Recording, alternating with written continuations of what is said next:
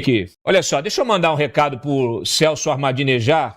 O Armadinejad, não, como é que chama? Amorinejad. O Celso Amorinejad, mandar um recadinho para você, que é a figura oculta aí dessa diplomacia lulista criminosa. Vocês devem achar que nós somos idiotas. E eu estava esperando essa confirmação oficial feita pelo Sidônio, 1,5 bilhão, dizendo que os Estados Unidos está querendo interferir no processo eleitoral e que a visita ordinária, rotineira, de 2 diplomatas de segundo escalão do Departamento de Estado seria capaz de descredibilizar o processo eleitoral. Bom, se isso é possível, significa que o nosso processo eleitoral é uma bosta. Porque se ele é capaz de ser descredibilizado por uma visita e algumas palavras ao vento que qualquer um possa dar, embora isso não tenha acontecido, significa que a gente é muito frágil. Vou perguntar para o Múcio do nosso processo eleitoral, se ele está no mesmo nível do nosso sistema de defesa. Agora, o que é mais surpreendente, o De Gaulle está trazendo aqui essa informação, é que nós temos no Brasil nesse momento, é isso? Nesse momento. É o número 2 do Putin? É o número 2 do Putin, é um homem forte do país para todos os efeitos. O número 2 do Putin está no Brasil. Então é a interferência do amor? É a interferência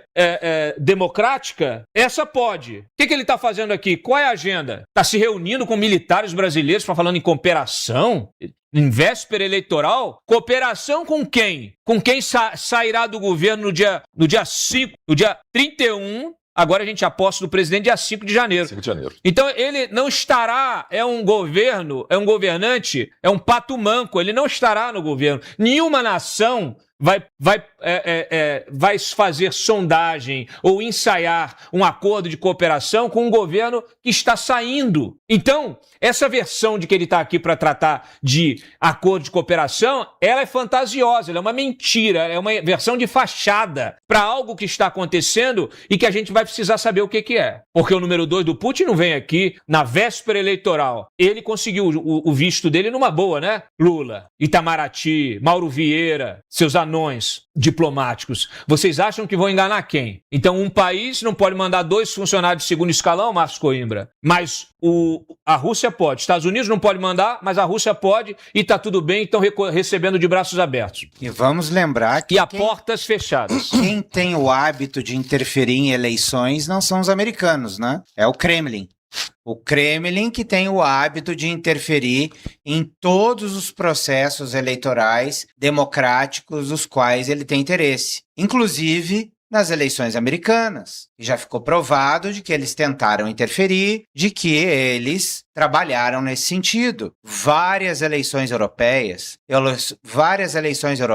inclusive, tiveram que ser refeitas, porque elas operaram sob a influência do Kremlin. O Kremlin é, sim, um agente desestabilizador das democracias. E a presença do número 2 do Kremlin no Brasil pré-eleitoral, juntamente com os nossos militares, isso aí levanta uma bandeira de advertência para o nosso país. Todos nós deveríamos estar muito mais preocupados com a interferência russa do que com a dita interferência americana. Agora, pelo amor de Deus, nós sabemos a favor de quem a Rússia está nesse tabuleiro. Nós sabemos que Lula pagou pedágio para a Rússia jogando a Ucrânia no atoleiro. Lula assumiu uma posição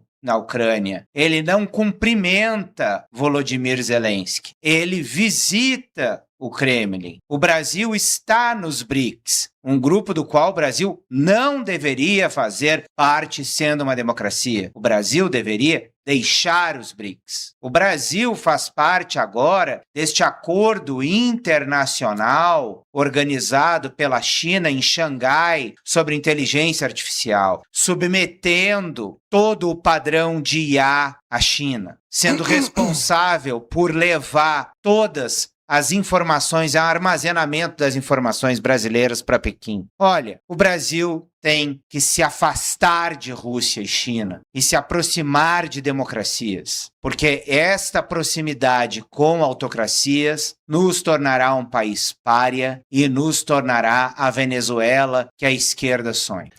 Dego, deixa eu pegar esse gancho do Claro, por favor. É importante contextualizar bem para a nossa audiência que não se trata da visita de um secretário de comércio, de um secretário de agricultura, de um adido cultural. Nós estamos falando do homem que por 10 anos estruturou a polícia política e o sistema de inteligência da Rússia. Do homem que por quase 20 anos foi o chefe do Conselho de Segurança Nacional da Rússia. Da pessoa que esteve por trás da decisão da Rússia de anexar a Crimeia. E da pessoa que esteve por trás da decisão russa de invadir a Ucrânia. E o curioso disso tudo é que não saiu nada na Globo. Não saiu nada no Estadão, não saiu nada na mídia tradicional, mas sistemas de inteligência receberam alerta da visita do camarada Patrushev ao Brasil. Então, dizer que desperta suspeitas, eu acho até, meu amigo Márcio, que é até um understatement, não é? É uma coisa que precisa ser muito claramente esclarecida e investigada. Inclusive, o parlamento deveria sair do seu repouso profundo e exigir explicações acerca dessa visita que foge ao protocolo tradicional, Cláudio. Excelente. Obrigado pela denúncia, Dego, e colocar esse tema em debate. A gente aqui já está com a tarja correta. A outra também era certa, mas essa aqui ela é ainda mais certa, né? Nós temos aqui, enquanto o Trump, o governo Lula recebe o homem da guerra de Putin, tá? Então, assim, essa é a realidade. E a gente vai pegar esse tema e vai repercutir ainda muito esse tema. E aí fica realmente esse apelo à oposição, trazido aqui pelo Dego também, para que despertem para o que está acontecendo. Eu sei que hoje é o dia do Gaspar, etc e tal, mas tem muito problema para ser resolvido. Então, foquem no trabalho. Eu vou me despedir aqui da Bruna Torlai, mas antes eu quero passar um videozinho para ela fazer um comentário rápido. Coloca aí o TSE garantindo, Bruna, toda a segurança, né, das urnas. Ele fez um vídeo mostrando aí que você não tem nada a temer, tá? Eu sei que você fez um vídeo falando do voto eletrônico, mas aqui o TSE está deixando muito claro e ele fez uma coisa inédita, né, para mostrar que está tudo seguro. Coloca o vídeo. Maravilha. Para desmontar, que é a etapa que eu acho que o pessoal de casa está mais ansioso, como o Rafael vem falando, é simples, mas é muita tecnologia e muita sofisticação por dentro desse equipamento aqui. Para desmontar, como é que funciona, Rafael? Você que já fez isso inúmeras vezes. Aqui é para mostrar, porque a filosofia da urna, como eu falei, ela é como se fosse um castelo de cartas, então não vai... qualquer tipo de adulteração vai fazer com que ela pare. E nem a gente da Justiça Eleitoral vai conseguir fazer ela funcionar. Porque ela só obedece aos sistemas internos da urna, e esses sistemas internos são lacrados diante dos partidos. Então são 3 parafusos agora que você está retirando. São 3 parafusos apenas aqui. 3 e já abriu? A gente vai ver aqui. É simples assim. Porque isso precisa ser fácil para estar manutenção também, entre as eleições, etc. São milhares de equipamentos, meio milhão de equipamentos. Não é tão trivial. A gente até estava comentando esses dias que eu fiz uma reportagem que já são 30 anos, né, da urna, e ao longo desse período quase 1,5 milhão de equipamentos. É muita coisa, né? Exatamente, foram fabricados. Olha aí. Aqui está a urna por dentro. Deixa eu segurar aqui e apoiar para você. Vocês estão vendo imagens agora, muitas pessoas, eu acredito que praticamente todo mundo da nossa audiência vendo uma urna eletrônica por dentro pela primeira vez na vida. E isso daqui é o painel frontal da urna eletrônica, por trás nós temos aqui o teclado. Esse teclado, se eu tirar essa capa aqui, é um pouco difícil de tirar nesse momento, mas ela tem uma resina aqui, epóxi, que ela protege um processador criptográfico. Esse é um dos primeiros pontos de segurança da urna eletrônica, porque a cada tecla digitada ele vai criptografar aquela tecla e somente o sistema vai conseguir decifrar aquela tecla. Isso impede que alguém coloque outro teclado, uma simulação de teclado, coloque alguma coisa que grave as teclas, né? E então não é possível saber a ordem de quem votou em quem? Uma das barreiras de segurança é essa. Tem outras barreiras que impedem que alguém saiba em quem você votou, né? Você tem uma chave de fenda aí? Dá para abrir com a chave Phillips. Tá com a caneta. Dá para abrir qualquer um pode abrir uma urna com a chave Phillips. Bruna.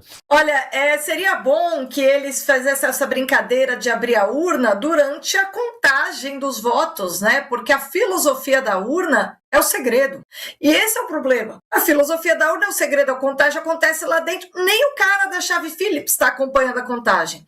Então, assim, eu não estou dizendo que a urna seja problemática. Ai, puxa, que lindo, que máquina sofisticada. Mas como o Felipe Gimenez tem explicado para nós, o problema é que o que nos é garantido pela Constituição, a urna é insuficiente para respeitar. E o que a Constituição nos faculta, nos garante? A gente tem de ter uma relação material direta com o voto. A gente não tem, porque o voto é indireto, fica ali nesse monte de maquinário aí bonito que ele mostrou.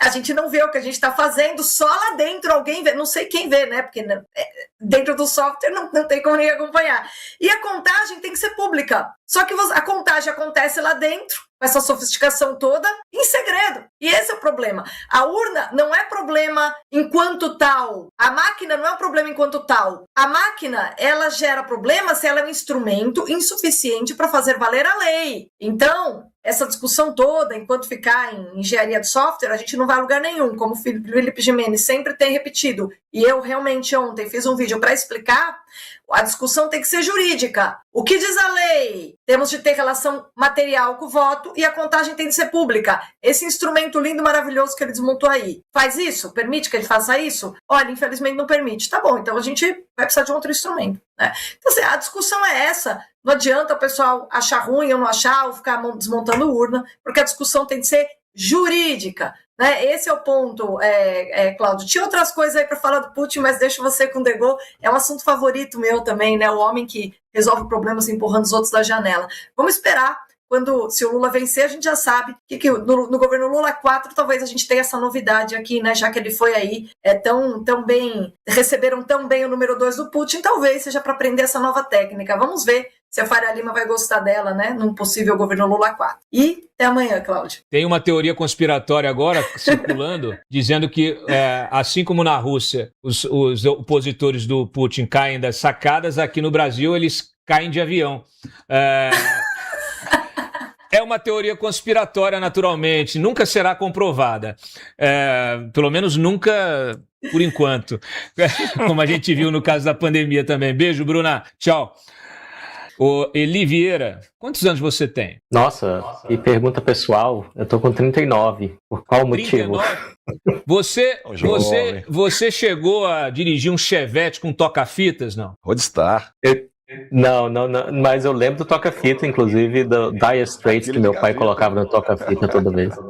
O De Gaulle aqui, o Márcio, somos mais velhos, a gente dirigiu. Eu tive um Chevette, inclusive, um SR, que eu tinha um toca-fita, né?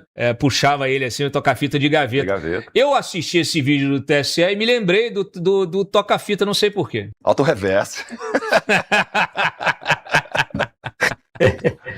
Então, pode ser que a máquina seja muito boa, pode ser até que o software também seja muito bom, a questão não é essa, como já disse a querida Bruna, que saiu do programa sem ser desfenestrada, né? O problema é a falta de transparência, porque até para o eleitor comum tem que ser transparente o método de contagem dos votos. Essa é uma questão de transparência e é por essa razão, que a Corte Constitucional da Alemanha declarou esse tipo de voto 100% eletrônico inconstitucional. Então pode ficar a maquininha, pode ficar o software. O que está sendo pedido por esses críticos é o VVPAT, é o comprovante, e o eleitor dá uma olhada, confere que é aquilo mesmo, não leva para casa, cai numa urna lá, e aí serve para conferência depois. Essa é a questão, né? Então não adianta abrir, colocar a chave de fenda e exibir os circuitos. É irrelevante, completamente irrelevante. Cláudio, tem um fenômeno agora que a gente chama de antibolsonarismo psicótico, né? Que se o Bolsonaro disser que a água cura a desidratação, o pessoal vai dizer que é falso, né? A agência de checagem, falso, vai dizer. Por isso que é bom a gente voltar no período anterior ao antibolsonarismo psicótico. Então, por exemplo, o jornal da USP deu isso aqui em 2018, que as urnas brasileiras são vulneráveis. Tá? Eu vou ler um trechinho aqui, eles disseram assim: o fato é que as urnas eletrônicas brasileiras são as mais atrasadas dentre as usadas na dezena de nações que praticam a eleição eletrônica. Elas não permitem saber se o voto gravado corresponde ao voto dado e não possibilitam auditoria. Alexandre de Moraes, dá ali uma olhada aqui no Jornal da USP, viu? Inclusive é a instituição onde ele leciona. Parece que eles estão fazendo aqui algum crime contra a democracia. Dá uma olhada nisso aí, né, Cláudio? Sem dúvida nenhuma.